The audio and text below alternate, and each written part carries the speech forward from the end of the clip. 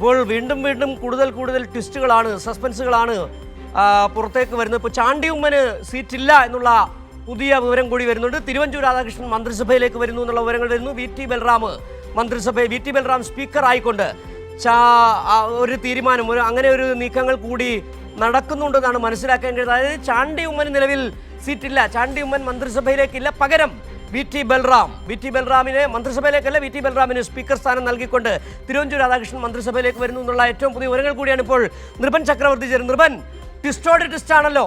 തിരുവഞ്ചൂർ രാധാകൃഷ്ണൻ മന്ത്രിസഭയിലേക്ക് വരുന്നു, സ്പീക്കർ സ്ഥാനത്തേക്ക് V T Balram, Chandy Oommen സീറ്റില്ല. തീർച്ചയായും സിജു, കാര്യങ്ങൾ മാറി മറിയുകയാണ്. ചാണ്ടി ഉമ്മൻ മന്ത്രിസഭയിൽ നിന്ന് പുറത്തേക്ക് അദ്ദേഹത്തിന് നേരത്തെ തന്നെ ആദ്യഘട്ടത്തിൽ നിന്ന് സാധ്യത കൽപ്പിച്ചിരുന്ന യുവ നേതാവായിരുന്നു. അദ്ദേഹത്തിന് കായികം യുവജനക്ഷേമ വകുപ്പ് കൊടുക്കുമെന്ന് ഉറപ്പ് നൽകിയിരുന്നു.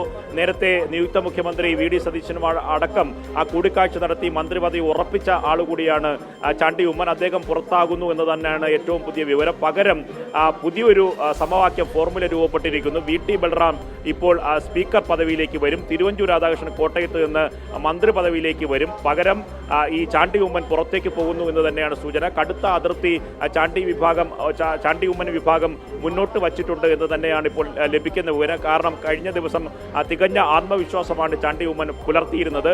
അദ്ദേഹം വി ഡി സതീശനെ കണ്ടു, തൊട്ട് പിന്നാലെ രമേശ് ചെന്നിത്തല അടക്കം നേതാക്കളെ കണ്ട് അദ്ദേഹത്തിന്റെ അഭിനന്ദനം അറിയിച്ചിരുന്നു. പക്ഷേ ഇന്ന് രാവിലെ കൂടിയ സമവാക്യങ്ങളിൽ, ഫോർമുലകളിൽ വലിയ മാറ്റം വരികയാണ്. അട്ടിമറി നീക്കങ്ങൾ ഉണ്ടാകുന്നു. ട്വിസ്റ്റോട് ട്വിസ്റ്റാണ് മന്ത്രിസഭാ രൂപീകരണത്തിൽ ഉണ്ടായിരിക്കുന്നത്. ഇപ്പോൾ ചാണ്ടി ഉമ്മന് അവസരം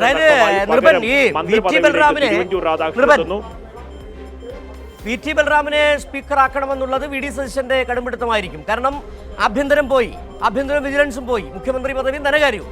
സഭാനാഥൻ എന്ന് പറയുന്ന ആൾ സ്വന്തം ആൾ തന്നെ ആകണമെന്നുള്ളൊരു ഉറച്ച വാശി വി ഡി സതീശൻ ഉണ്ടായിരിക്കണം. അതായിരിക്കണം ഒരുപക്ഷെ വി ടി ബൽറാമിനെ നറുക്ക് വീഴാൻ ഇടയാക്കിയിരിക്കുന്നത്.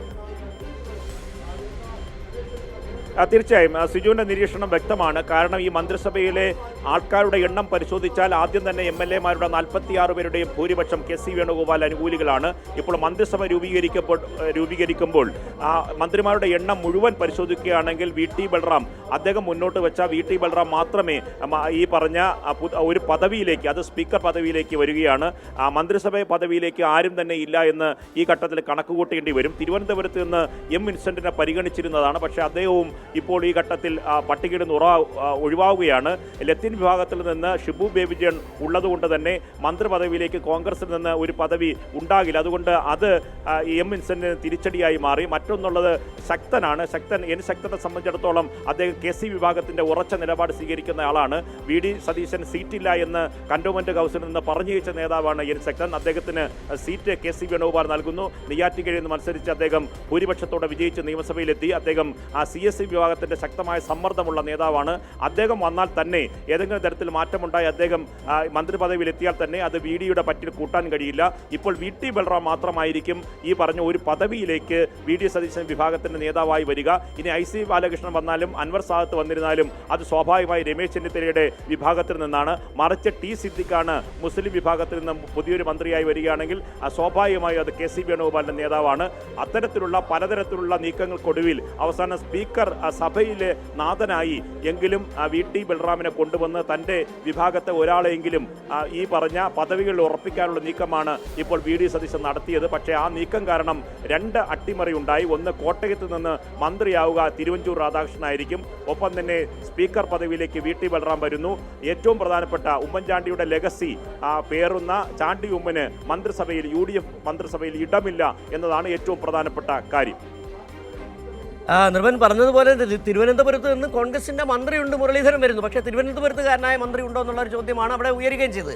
കോട്ടയത്ത് നിന്ന് ഇപ്പോൾ ഇക്വേഷൻ ശരിയായി വരികയാണ്. അതായത് കോട്ടയത്ത് നിന്ന് തിരുവഞ്ചൂരിനെ മന്ത്രിയായി വരികയാണെങ്കിൽ മന്ത്രിസഭയിൽ പ്രാതിനിധ്യം വരികയാണ്. കൊല്ലത്ത് നിന്ന് കോൺഗ്രസിന്റെ മന്ത്രിമാരുണ്ട്. ഓരോ ജില്ലകളുടെ കൃത്യമായൊരു കണക്ക് നമുക്കിപ്പോൾ ലഭിക്കുന്നുണ്ടോ? ഏതൊക്കെ ജില്ലകളിൽ നിന്ന് മന്ത്രി? പത്തനംതിട്ടയിൽ നിന്ന് പ്രതിനിധികൾ ഉണ്ടോ? നിലവിൽ പത്തനംതിട്ടയിൽ നിന്ന് ആരെങ്കിലും മന്ത്രിയാകുന്നുണ്ടോ? തീർച്ചയായും ഇത്തരം കാര്യങ്ങളിൽ ജില്ലകളിൽ നിന്നുള്ള പ്രാതിനിധ്യം സംബന്ധിച്ച് ഇപ്പോഴും ആശയക്കുഴപ്പമുണ്ട്. അതാണ് സിജു സൂചിപ്പിച്ച പത്തനംതിട്ടയുടെ കാര്യം. പത്തനംതിട്ടയിൽ നിന്ന് നിലവിലുള്ള പട്ടിക നോക്കുകയാണെങ്കിൽ ആരുമില്ല. വയനാട് നിന്ന് ഈ IC ബാലകൃഷ്ണനോ ടി സിദ്ദിഖോ വന്നാൽ വയനാടിൻ്റെ പ്രാതിനിധ്യമായി. കോഴിക്കോടിനെ സംബന്ധിച്ചുള്ള വലിയ മുന്നേറ്റമുണ്ടാക്കിയ സ്ഥലമാണ് കോഴിക്കോട്. അവിടെ നിന്ന് ജയന്തോ കെ പ്രവീൺകുമാറോ മന്ത്രിയാവുമെന്ന് കരുതിയിരുന്നു. പക്ഷേ കെ പ്രവീൺകുമാറോ ജയന്തോ ആരാണ് പട്ടികയിൽ വരുമെന്ന കാര്യത്തിൽ ഇപ്പോഴും വ്യക്തതയില്ല. കാസർഗോഡ് നിന്ന് ലീഗിൻ്റെ പ്രാതിനിധ്യം ഉണ്ടായാൽ കാസർഗോഡ് ഉറപ്പിക്കാം. മലപ്പുറത്തെ സംബന്ധിച്ച് ലീഗിൻ്റെ മന്ത്രിമാരുണ്ട്. കണ്ണൂരിനെ സംബന്ധിച്ചിട്ടുള്ള കാര്യങ്ങളെ സംബന്ധിച്ചും ഇക്കാര്യങ്ങളിൽ കൺഫ്യൂഷൻ നിലനിൽക്കുന്നുണ്ട്. അതുകൊണ്ട് ജില്ലകളുടെ പ്രാതിനിധ്യം, സാമുദായിക പ്രാതിനിധ്യം കോൺഗ്രസിന് ഇനി വിരലിൽ എണ്ണാവുന്നവരെ മാത്രമേ ഉൾപ്പെടുത്താൻ കഴിയൂ.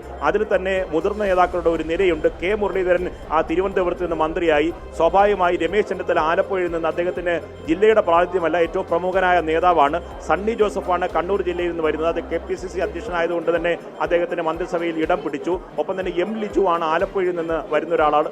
ഒപ്പം തന്നെ ഷാനിമോൾ ഉസ്മാൻ ഡെപ്യൂട്ടി സ്പീക്കറാവും. അങ്ങനെ ചില ജില്ലകളിൽ നിന്ന് 2ഉം 3ഉം പദവികളുണ്ട്. പക്ഷേ മറ്റ് ജില്ലകളിൽ നിന്ന് പദവികൾ ഉറപ്പിക്കാൻ കോൺഗ്രസിനാകുന്നില്ല. പക്ഷേ ഘടകകക്ഷികൾക്ക് നൽകുന്ന കാര്യം ഇപ്പോൾ CP ജോണ് തിരുവനന്തപുരത്ത് നിന്ന് തന്നെയാണ് വരുന്നത്. CMPയുടെ പദവിയായി. അപ്പോൾ തിരുവനന്തപുരത്ത് നിന്ന് കെ മുരളീധരൻ ഉണ്ട്. പക്ഷേ അത് തിരുവനന്തപുരത്തിൻ്റെ പ്രാതിനിധ്യമായി കണക്കാക്കാൻ കഴിയില്ല. തിരുവനന്തപുരത്ത് നിന്ന് 2 പ്രധാനപ്പെട്ട നേതാക്കൾ എന്ന് പറയുന്നത് N ശക്തനും ഒപ്പം തന്നെ M വിൻസെന്റുമാണ്. ഇവർ രണ്ടുപേരും മന്ത്രിസഭയിൽ ഇടം പിടിക്കുമോ എന്ന കാര്യത്തിൽ ഇപ്പോഴും ആശയക്കുഴപ്പം തുടരുന്നുണ്ട്. കൊല്ലത്ത് നിന്ന് 2 പേരുടെ പ്രാതിനിധ്യം ഉണ്ടാവും. ഒന്ന് PC വിശ്വനാഥും മറ്റൊന്ന് ബിന്ദു കൃഷ്ണയുമാണ്. ബിന്ദു കൃഷ്ണയുടെ വകുപ്പിനെ സംബന്ധിച്ച് ഇപ്പോഴും വ്യക്തത വന്നിട്ടില്ല. അതുകൊണ്ട് മന്ത്രിമാരെ തീരുമാനിക്കുമ്പോൾ വകുപ്പുകളെ സംബന്ധിച്ച് തടസ്സം വരുന്നു. ഘടകകക്ഷികളുമായി ബന്ധപ്പെട്ട അഭിപ്രായ വ്യത്യാസങ്ങൾ ഉണ്ടാകുന്നു. ഒപ്പം തന്നെ ഈ ജില്ലകളിൽ നിന്നുള്ള പ്രാതിനിധ്യവും സമുദായ സമവാക്യത്തിന്റെ കാര്യത്തിലും ഒരു വ്യക്തത വരുത്താനുമാകുന്നില്ല. സിജു. ശരി നിർഭൻ, ഏതായാലും ഏറ്റവും പുതിയ ട്വിസ്റ്റാണ് ഇപ്പോൾ നിർഭൻ പങ്കുവച്ചത്. ചാണ്ടി ഉമ്മൻ മന്ത്രിസഭയിലേക്കില്ല, മന്ത്രിസ്ഥാനം നൽകില്ല. പകരം VT ബൽറാം മന്ത്രിസഭയിലേക്കല്ല, VT ബൽറാമിനെ സ്പീക്കറായി പരിഗണിക്കാനാണ് ഇപ്പോൾ ഏറ്റവും ഒടുവിൽ തീരുമാനിച്ചിരിക്കുന്നത്. പകരം തിരുവഞ്ചൂർ രാധാകൃഷ്ണൻ മന്ത്രിസഭയിലേക്ക് വരുന്നു എന്നുള്ള വിവരം കൂടിയാണ് ഇപ്പോൾ നിർഭൻ ചക്രവർത്തി പങ്കുവച്ചത്.